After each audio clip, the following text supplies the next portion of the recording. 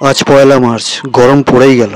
আজকে প্রচণ্ড গরম লাগছে। আমার ঘরের বাইরেটা সব কিছু শুকনো শুকনো, গাছপালা থেকে পাতা ঝরে ঝরে উঠোনটা ভর্তি হয়ে গেছে। কিন্তু বাইরের পরিবেশটা ভালো, কি সুন্দর লাগছে। কিন্তু গরম প্যাচপ্যাচে ভাব চলে এসছে এখন থেকেই।